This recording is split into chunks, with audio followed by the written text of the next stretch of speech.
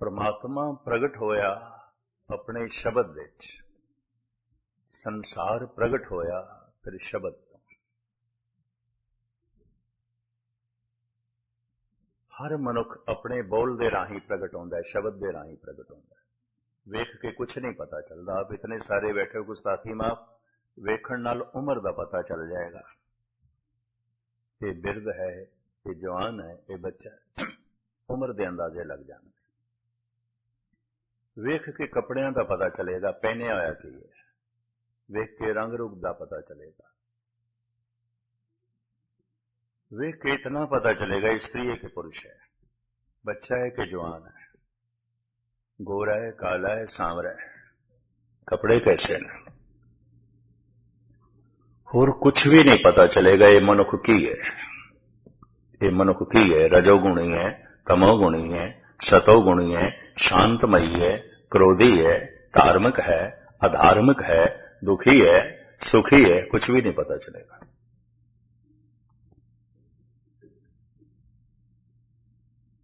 हर मनुख प्रगट होंदा है अपने शब्द विच, अपने बोलां दे राही। शेख सादी साहब कहते हैं, ता मर्दे सुखन ना गुफ्ता बाशद, ऐबो हुनर ने हुफ्ता बाशद। जितने चिर तक 5-10 दिन किसी की बोल चाल ना सुनिए, पता ही नहीं चलता मनुख का मनुख की है। कपड़ियां तो धोखा लग सकता है, रंग रूप तो धोखा लग सकता है, लगता है। जो मनुख का रंग है, जो मनुख का रूप है, जो मनुख के कपड़े ने, जो मनुख की उम्र है, इस तो उस मनुख के सुभाव का अंदाजा नहीं लगता, कुछ भी नहीं पता चलता। बोल चाल तो पता चलता है। परमात्मा प्रगट होया अपने शब्द तो। मनुख की होंद प्रगट होंदी है शब्दां तो, बोल चाल तो। परमात्मा प्रगट होया शब्द तो, वो शब्द की है? उस शब्द नूं जिन्हां ने पकड़िया ते समझिया, बस उन्हां नूं अवतार कहंदे ने। उन्हां अवतारां दे राहीं शब्द प्रगट होया। इस वास्ते अवतारां दा शरीर गुरु नहीं है, वो शब्द गुरु है। मल्ला पहला, मल्ला दूजा, मल्ला तीजा, मल्ला चौथा, मल्ला कहंदे ने मकान नूं।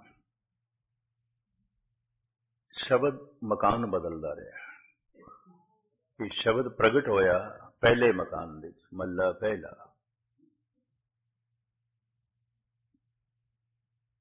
फिर अवतारी पुरुष की सोचनी शब्द लंबे समय तक कम करे। जो मैं जाने बहुत सारी दुनिया जान लवे, जो मैं समझे बहुत ही समझ जान। कहते ने जब बाहर का धन बंदे नूं प्राप्त होंदा है तो मनुख उसनूं छुपांदा है, और एक शूमपना भी पैदा होंदा है। मैं ही चोटी का धनवान बन जावां, बाकी नहीं, बाकी मेरी बराबरी ते नहीं आना चाहिए। राजनीति भी इसते खड़ी है। राजनीतिक हमेशा उसे तो डरदा है जिहड़ा उसके पिछे खड़ा होंदा है, नंबर 2 है।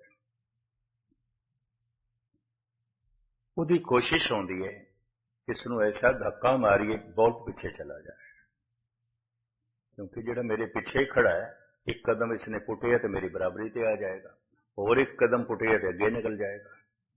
इस वास्ते राजनैतिक जिस जीने ते चढ़ के सिंघासन तक पहुंचते हैं, उस जीने नूं तोड़ देंदे ने, उस पौड़ी नूं तोड़ देंदे, दूजा ना चढ़े।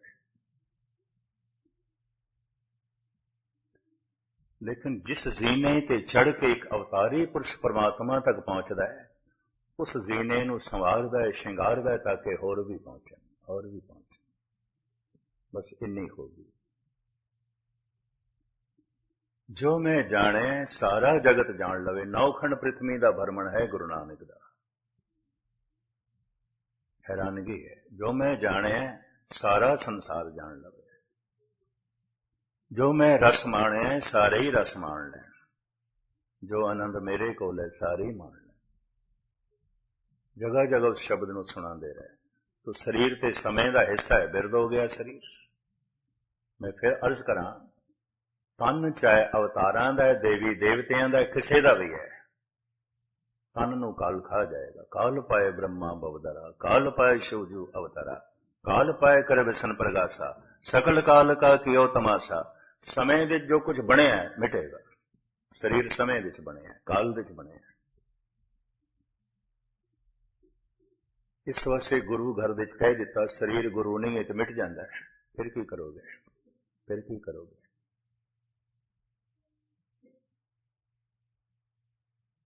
ਸ਼ਬਦ ਲੰਬੇ ਸਮੇਂ ਤੱਕ ਕੰਮ ਕਰੇ, ਉਸੇ ਸ਼ਬਦ ਨੂੰ ਪ੍ਰਵੇਸ਼ ਕਰਾ ਦਿੱਤਾ ਗੁਰੂ ਨਾਨਕ ਨੇ ਲੈਣੇ ਦੇ ਅੰਦਰ।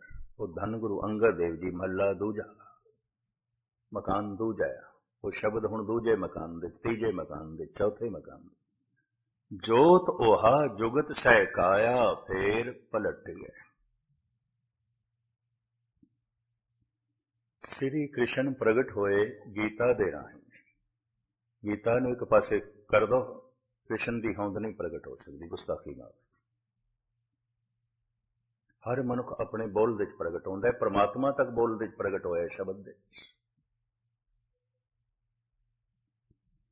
ਕੁਰਾਨ ਦੇ ਰਾਹੀਂ ਮੁਹੰਮਦ ਸਾਹਿਬ ਪ੍ਰਗਟ ਹੋਏ। ਨਾ ਨਿਕਲਦੀ ਕੁਰਾਨ ਤੇ ਪਤਾ ਨਹੀਂ ਕਿਤਨੇ ਸੰਤ ਭਗਤ ਇਸ ਦੁਨੀਆ 'ਚ ਹੋਏ।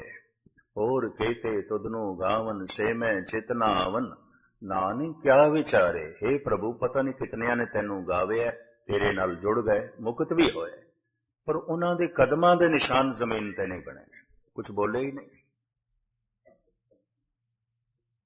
ਪਰਮਾਤਮਾ ਦੇ ਸ਼ਬਦ ਨੂੰ ਪ੍ਰਗਟ ਨਾ ਕਰ ਸਕੇ, ਸ਼ਬਦ ਦਾ ਆਨੰਦ ਮਾਣ ਸਕੇ, ਸ਼ਬਦ ਨਾਲ ਜੁੜ ਕੇ ਮੁਕਤ ਹੋ ਗਏ, ਪਰ ਸ਼ਬਦ ਨੂੰ, ਉਸ ਅਨੁਭਵ ਨੂੰ ਪ੍ਰਗਟ ਨਾ ਕਰ ਸਕੇ। ਜਿਹੜੇ ਪ੍ਰਗਟ ਕਰ ਸਕਦੇ ਨੇ ਅਵਤਾਰ ਸ਼੍ਰੇਣੀ 'ਚ ਉਹ ਆ ਜਾਂਦੇ ਨੇ। ਫਿਰ ਭਾਰਤ ਦੇ ਰਿਸ਼ੀ ਮੁਨੀਆਂ ਨੇ ਵੰਡ ਕੀਤੀ ਹੈ, 4 ਕਲਾ ਅਵਤਾਰ ਹੈ, 8 ਕਲਾ ਅਵਤਾਰ ਹੈ, ਅੰਸਾ ਅਵਤਾਰ ਹੈ, ਅੰਸ ਮਾਤਰ ਹੈ। ਆਪਣੇ ਬੋਲਾਂ ਦੇ ਰਾਹੀਂ ਕਿਸੇ ਨੇ ਥੋੜਾ ਪ੍ਰਗਟ ਕੀਤਾ, ਕਿਸੇ ਨੇ ਬਹੁਤ ਪ੍ਰਗਟ ਕੀਤਾ, ਕਿਸੇ ਨੇ ਬਹੁਤ ਪ੍ਰਗਟ ਕੀਤਾ। ਕੋਈ 16 ਕਲਾ ਅਵਤਾਰ ਹੈ।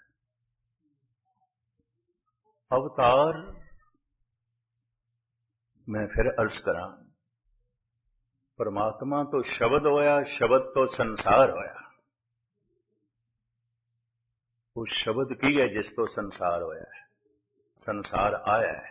ਤੇ ਜਿਸ ਸ਼ਬਦ ਦੇ ਰਾਹੀਂ ਸੰਸਾਰ ਆਇਆ ਹੈ, ਸੰਸਾਰ ਉਸੇ ਸ਼ਬਦ ਦੇ ਰਾਹੀਂ ਵਾਪਸ ਵੀ ਜਾਏਗਾ। ਉਤਪਤ ਪਰਲੇ ਸ਼ਬਦੇ ਹੋਵੇ, ਜੇ ਉਤਪਤੀ ਉਸ ਤੋਂ ਹੋਈ ਹੈ ਤੇ ਪਰਲੇ ਵੀ ਉਸ ਤੋਂ।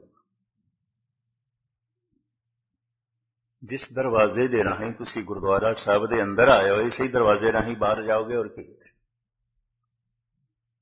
ਸ਼ਬਦ ਤੋਂ ਸੰਸਾਰ ਆਇਆ ਹੈ, ਸ਼ਬਦ ਦੇ ਰਾਹੀਂ ਵਾਪਸੀ ਹੋਏਗੀ ਸੰਸਾਰ ਦੀ। ਅੱਜ ਨਹੀਂ, ਕੱਲ, 100 ਸਾਲ ਬਾਅਦ, ਹਜ਼ਾਰਾਂ ਸਾਲ ਬਾਅਦ, ਕਰੋੜਾਂ ਅਰਬਾਂ ਸਾਲ ਬਾਅਦ ਪੱਥਰ ਵੀ ਇੱਕ ਦਿਨ ਜਾਣਗੇ, ਪਰਮ ਨੂਰ ਬਣਨਗੇ, ਮਿੱਟੀ ਬਣਨਗੇ, ਬਨਸਪਤੀ ਬਣਨਗੇ, ਪਸ਼ੂ ਪਕਸ਼ੀ ਬਣਨਗੇ, ਫਿਰ ਮਨੁੱਖ ਬਣਨਗੇ, ਫਿਰ ਕਿਧਰੇ ਜਾ ਕੇ ਸਾਧਨਾ ਤਪੱਸਿਆ ਕਰਕੇ ਫਿਰ ਪਰਮਾਤਮਾ ਵਿੱਚ ਪਰਮਾਤਮਾ ਹੋਣਗੇ। ਸੂਰਜ ਕਿਰਨ ਮਿਲੇ ਜਲ ਕਾ ਜਲ ਹੁਆ ਰਾਮ, ਜੋਤੀ ਜੋਤ ਰਲੀ ਸੰਪੂਰਨ ਥੀ ਆਰਾਮ। ਜਿਸ ਸ਼ਬਦ ਦੇ ਰਾਹੀਂ ਸੰਸਾਰ ਆਇਆ, ਉਸੇ ਦੇ ਰਾਹੀਂ ਵਾਪਸ ਆਣਾ। ਉਸ ਸ਼ਬਦ ਦੀ ਰੂਪ ਰੇਖਾ ਵੀ ਗੁਰੂ ਗੋਬਿੰਦ ਸਿੰਘ ਜੀ ਮਹਾਰਾਜ, ਗੁਰੂ ਨਾਨਕ, ਭਗਤ ਕਬੀਰ, ਸਾਰੇ ਸੰਤ ਜਨ ਦੱਸਦੇ ਨੇ। ਓੰਕਾਰ, ਓੰਕਾਰ ਏਕ ਧੁਨ ਉਪਜੇ, ਏਕੋ ਰਾਗ ਅਲਾਪੇ। ਗੁਰੂ ਅਰਜਨ ਦੇਵ ਜੀ ਮਹਾਰਾਜ, ਓੰਕਾਰ ਆਦ ਮੈਂ ਜਾਣਾ, ਲਿਖਿਆ ਰਮੇਟੇ ਤਾਏ ਨ ਮਾਨਾ, ਭਗਤ ਕਬੀਰ। ਓੰਕਾਰ ਆਦ ਕਥਨੇ ਅਨਾਦ, ਧੰਨ ਗੁਰੂ ਗੋਬਿੰਦ ਸਿੰਘ ਜੀ ਮਹਾਰਾਜ। ਖੈਰ ਮੁਖਤਸਰ ਮੈਂ ਅਰਜ਼ ਕਰਾਂ, ਗੁਰੂ ਨਾਨਕ ਨੇ ਤੇ ਏਕਾ ਤੱਕ ਲਾ ਦਿੱਤਾ। ਇੱਕ ਇਹੀ ਸ਼ਬਦ ਹੈ ਓੰਕਾਰ, ਜਿਸ ਤੋਂ ਜਗਤ ਆਇਆ, ਜਿਸ ਤੋਂ ਸੰਸਾਰ ਆਇਆ। ਇੱਕ ਓੰਕਾਰ, ਦੂਜਾ ਨਹੀਂ। ਬਾਣੀ ਵੀ ਪੂਰੀ ਰਚ ਦਿੱਤੀ, ਉਸ ਬਾਣੀ ਦਾ ਨਾਮ ਵੀ ਹੈ ਓੰਕਾਰ। ਓੰਕਾਰ ਬ੍ਰਹਮਾ ਉਤਪਤ, ਓੰਕਾਰ ਕੀਆ ਜੰਚਿਤ, ਓੰਕਾਰ ਸੈਲ ਜੁਗ ਬੈ, ਓੰਕਾਰ ਵੇਦ ਨਿਰਮੈ।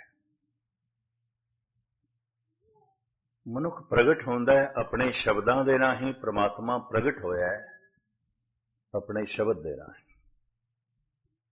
ਅਸੀਂ ਜੋ ਬੋਲਾਂ ਰਾਹੀਂ ਪ੍ਰਗਟ ਹੁੰਦੇ ਹੈ, ਇਹਨੂੰ ਆਹਤ ਸ਼ਬਦ ਕਹਿੰਦੇ ਨੇ। ਆਹਤ, ਚੋਟ ਤੋਂ ਜਿਹੜੀ ਆਵਾਜ਼ ਪੈਦਾ ਹੋਵੇ, ਦੋ ਵਸਤੂਆਂ ਦੀ ਚੋਟ ਤੋਂ। ਪਵਨ ਮਾਸ ਨਾਭੀ ਨਾਲ ਟਕਰਾਂਦੀ ਹੈ, ਆਵਾਜ਼ ਬਣਦੀ ਹੈ, ਧੁਨ ਬਣਦੀ ਹੈ, ਅੱਖਰ ਬਣ ਕੇ ਜ਼ਬਾਨ ਬਾਹਰ ਪ੍ਰਗਟ ਕਰ ਦਿੰਦੀ ਹੈ। दो चीज़ां दे टकराव तो जिहड़ी आवाज़ बनी, साडे कंन जो कुछ सुणदे ने आहत शब्द है। आहत कहंदे ने चोट नूं। परमात्मा दा शब्द किसी चोट तो नहीं पैदा होया, उस तो स्वयं पैदा होया, इस वास्ते उसनूं अनाहद कहंदे ने। और वो शब्द व्यापक है।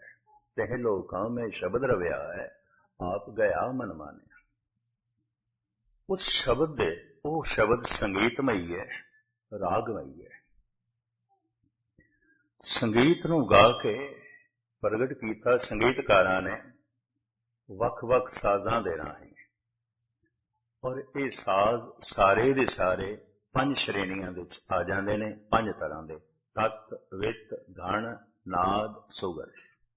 तत तंती वित चरम का, घण का सी का जान, नाद शब्द घट को कहें, सुगर श्वास पहचान।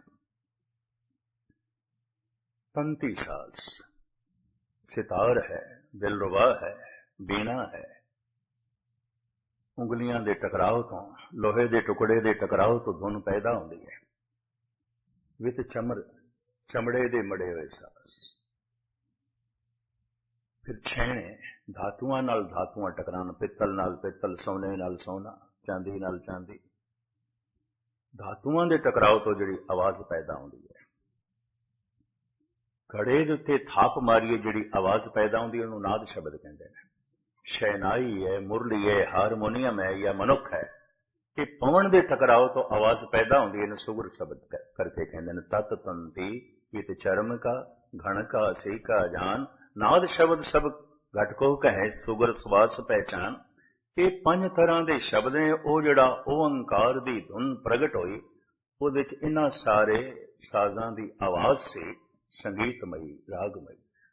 वाजे नाद अनेक असंख्या, केते वामन हारे, केते राग परिसं कईयन, केते गावन हारे, दूर क्यों जाओ। भारत देश संगीत दे जन्मदाते अवतार ने, संत जन ने। भारत देश साजां दे जन्मदाते भी संत जन ने, अवतारी पुरुष ने। हर अवतारी पुरुष नाल कोई ना कोई साज जुड़िया होया है, और कोई ना कोई संगीत की खास धारा भी जुड़ी हो। खैर मैं लमकावा ना। परमात्मा प्रगट है अपने शब्द दे राहें, जिस तरह मनुख प्रगट होंदा है अपने शब्द दे राहें, अपने बोलों दे राहें। बोल दस देंदे ने बंदा शांतमई है, बोल दस देंदे ने बंदा क्रोधी है, बोल दस देंदे ने धीरजवान है, बोल दस देंदे ने जल्दबाज है, बोल दस देंदे ने ते महाक्रोधी है, बोल दस देंदे ने ते महामूढ़ है, बोल दस देंदे ने ते सियाणा है, सूझवान है। बोल बहुत कुछ दस देंदे ने। ता मरदे सुखन ना गुफ्ता बाशद, है वो ओनर ने हुफ्ता बाशद। परमात्मा अपने शब्द दे राहें प्रगट है। ऐसा शब्द धर्म की साधना, उसनों सुनना, और जो सुन लवे गुरु नाल जुड़ गया।